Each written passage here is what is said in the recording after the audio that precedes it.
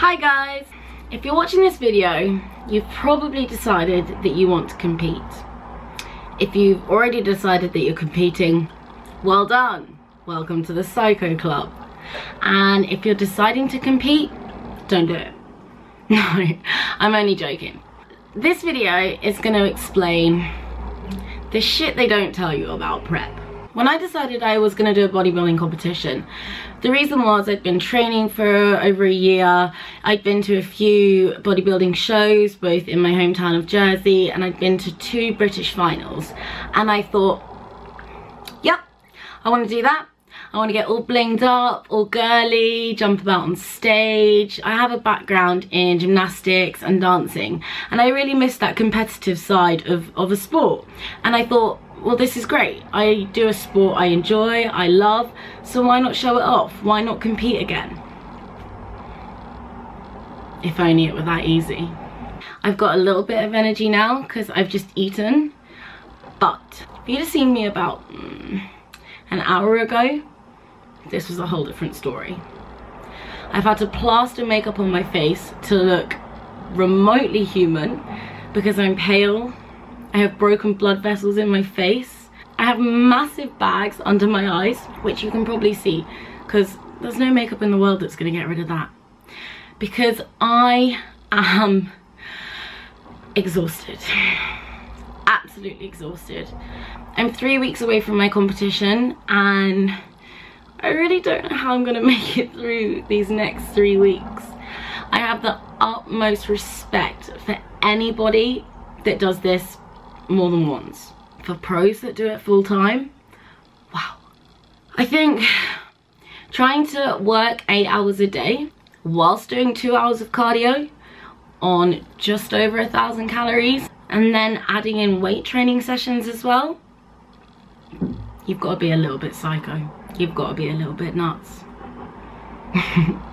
If you're ready to give up basically your life for up to 20, 16, 12 weeks, however long your prep might be, this is a great way to do it. If you want to lose a lot of friends because they just don't get it, this is the way to do it. If you want to argue with your family because you've missed another birthday, another evening out, another christening, another wedding, this is the way to do it. If you want to have zero concentration at work, this is the way to do it. Want to be tired and hungry all the time? Compete! Want to look ugly with massive bags under your eyes, veins popping out of your head? Compete! If you want to have no time for yourself at all, you haven't got your eyebrows done in God knows how long, compete! Really, there's loads of plus sides to it. Want to go absolutely crazy like I am now? Compete! Christ, what am I doing? I'm not trying to paint this in a negative light. I'm just trying to be realistic. I wish someone had told me all this stuff when I started. I'm one of those people that will not quit no matter what. So I've persevered, but having known what I know now, would I put myself through this again? Probably after I've had the experience and I've been on stage and I've had an amazing time, I'm sure I'll do it again. But maybe I'll watch this video and just remind myself just how difficult it can be. There have been countless things I've missed. Friends' birthdays, my family came over and I couldn't go out for dinner with them. I mean, I'm not saying you have to put everything on hold, and I'm sure a lot of people will do if it fits your macros. However, do you want to be that guy that's in the restaurant saying, could I just get a chicken breast and don't cook it in any oil, in any butter, and can I get some green beans, again, just steamed? That's just not cool. And you will get paranoid. You will get so paranoid. I'm 3 weeks out today and I'm shitting myself. I've literally given myself anxiety because I'm like, will I be ready in time? What does everyone else look like? Am I gonna go on stage and be the fat one? Because nobody wants that. Prep plays tricks on your mind. Awful, awful, awful tricks on your mind. Only last week, 4 weeks out, I was like, that's it. I'm not doing it. I'm fat. Fat. I'm probably the tiniest I've ever been. I have abs, I can see my obliques, you know, I know I'm not fat, but this crazy mindset comes in and you get this awful body dysmorphia and you start comparing yourself to so many people, and you try not to, and people tell you, oh, don't compare yourself to them, you know, you're you, but you can't help it. This whole sport is about what you look like, what your body looks like. You're putting yourself on stage for other people to judge your body, your face, your hair, everything, to judge you. Now, if you don't think you're psychotic, that you want that, you probably need help. But then in saying that, doing this, you are psychotic and you probably need help. I think it takes a real special person to want to do this, to want to be criticized solely on how they look. At the beginning, I loved training. Loved going to the gym. There was nothing better in my life. I had so much pleasure from it. 16 weeks into prep, I just don't have the energy for it. I hardly have the energy to record this video. And it's hard. It's tough. It's not easy. But you know, you've made this choice. You want to do it. No one's forcing you to eat chicken and salad and not eat carbs for the last 3-4 weeks. That's you. That's your choice. And you'll do everyone's heads in. Everybody's heads in. I've lost friends along the way. Don't get me wrong, I've made some great friends as well. But I've lost friends through this because no one can be bothered to listen to it. You know how many times I've been like, I'm so hungry and I'm so tired. And people are like, well, go eat something, have a nap. But you can't. And that's your choice. Nobody else's. But it isn't going to stop you moaning to anyone that'll listen. And that's something you need to be really careful of.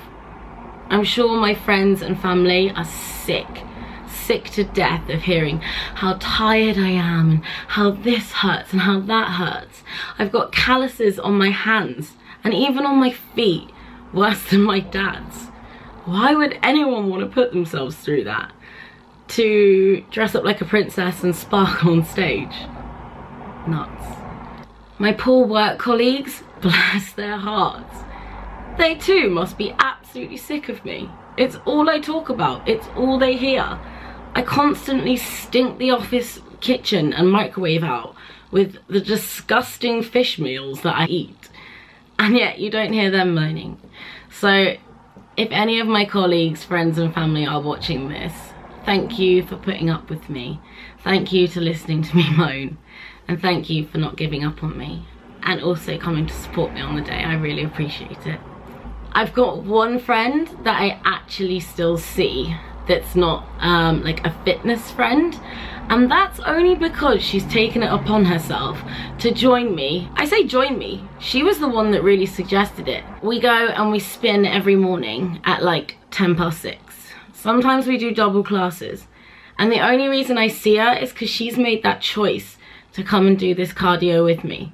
Otherwise I'd probably be very alone. So shout out to you, Helena.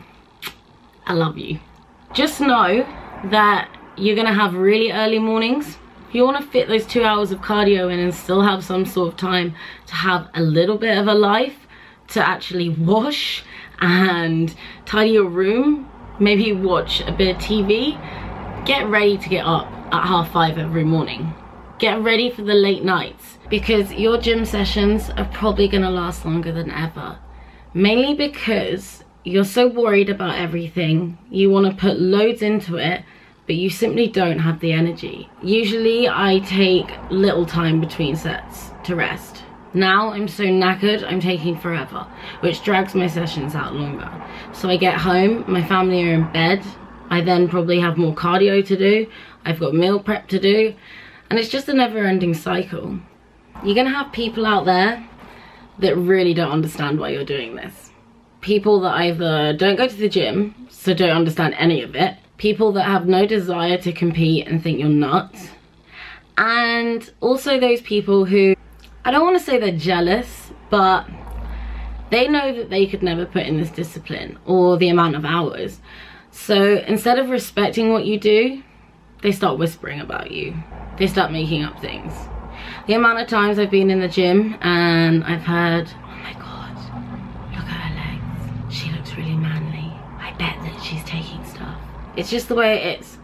People that can't put this work in won't understand why you are. And instead of trying to understand it, they'll just criticize. So if you're gonna do this, build a thick skin because you're gonna need it. The mental game of bodybuilding is so much more important than the physical game, trust me. And if you're not there mentally, you're not gonna do it physically. There's been so many times I've doubted myself and I've thought of backing out, but actually, it's those people that criticize me that keep me going. So thanks for that, guys. Sorry, I'm now on my iPhone. Did I mention that your brain just stops working whilst you're on prep? So I haven't thought to charge the camera or bring the camera lead. Where was I? I've put so much energy into this video that I just have lost it now, and I still need to go to the gym and train legs. If you're watching this video and you're deciding whether you want to do a competition, really think about it and think why you want to do it. I'd recommend writing a list of pros and cons and maybe take some of the cons I've taken from this and decide whether it's worth it to you. I'm sure I'll do another video after this and I'll be all happy and smiley and I'll have done it and I'll have had a great time regardless of what happens on the day. You know, I wanted to do this. I wanted to challenge myself. I am the most useless person at dieting. I'm the most useless person at nutrition. If you ever watched me on Big Brother, I was basically the bacon girl because that's all I used to live on. Don't get me wrong, I still have bacon now and again, and especially now I'm on keto, bacon, eggs and avocados become one of my faves. But where was I? See, my brain just doesn't work. If you're thinking about doing this, really want to do it for the right reasons. Don't do it because, I don't know, some boy's dumped you and you want to get in the best shape of your life and you want to show him, because that just ain't going to cut it. If it's that you want to lose some weight, there's a lot easier ways to go around it.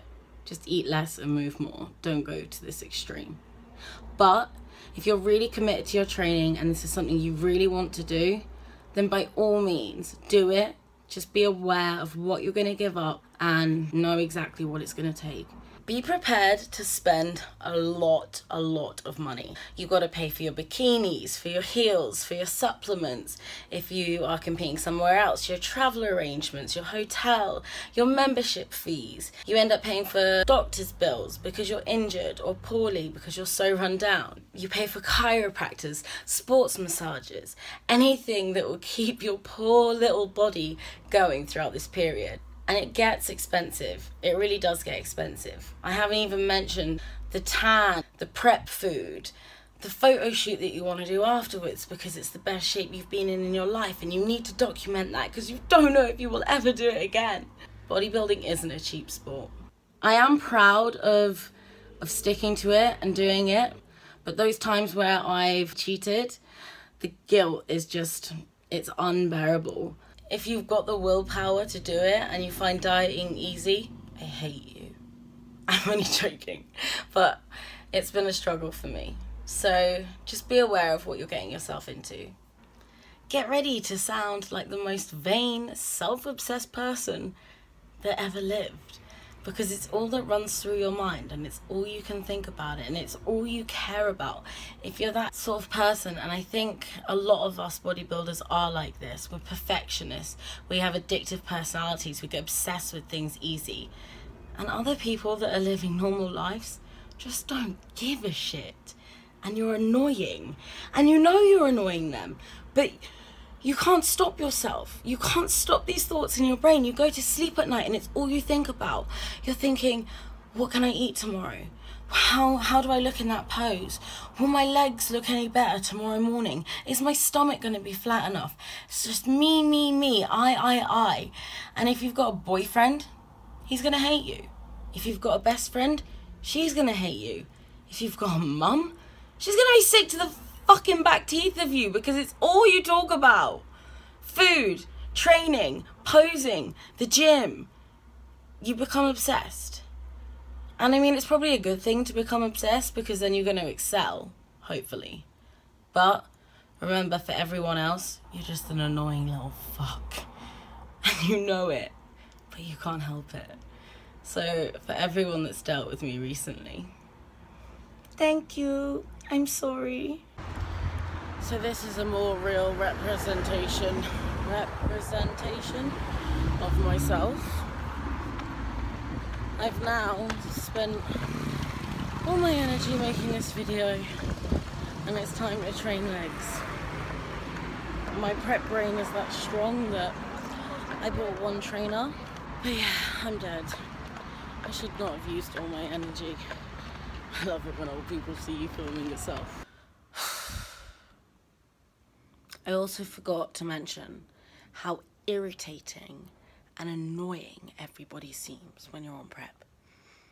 And I know for a fact it's me that's being irritating and annoying, but people are just doing my head in.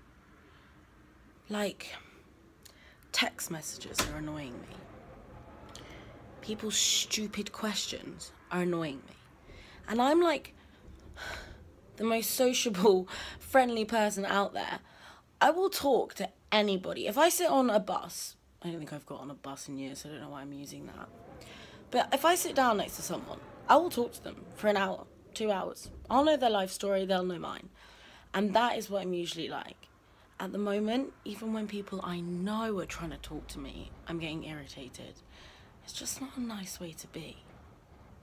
I'm so sorry this video is so sporadic and random. That's kind of like what the inside of my brain is like right now. Sporadic and random. And I'm sat here in my Pikachu pajamas feeling sorry for myself because it's a Friday night and everyone's out and I'm here with my green tea and my Pokemon pajamas and I still got 40 minutes of cardio left to do. Prep. And my memory. Like, my memory's not great at the best of times. But at the moment, I'm forgetting everything. I live on the 3rd floor of my house and I've left my handbag downstairs. There's stuff in it that I need. And the thought of going down and up 3 flights of stairs right now is just torture. Poor me, poor me. No wonder why no one wants to be around me at the moment. I don't even want to be around me. I'm rambling now, so I'm going to finish the video. But I hope this gives you a little bit of an insight into what you have to give up if you decide to do this. Oh, not to mention, I haven't drank since New Year's Eve. That's nearly 9 months. It will be over 9 months of no drinking. It means no parties, no going out, people saying you're boring. So get used to it. I don't want to put anybody off competing because I'm sure it's going to be the most rewarding experience of my life. I'm really proud of myself that I've managed this and I feel a real sense of accomplishment. That is if I get on stage. Who knows? In a couple of weeks I might decide I'm not ready and all of this would have been for nothing. But fingers crossed I will do it and fingers crossed I will enjoy myself.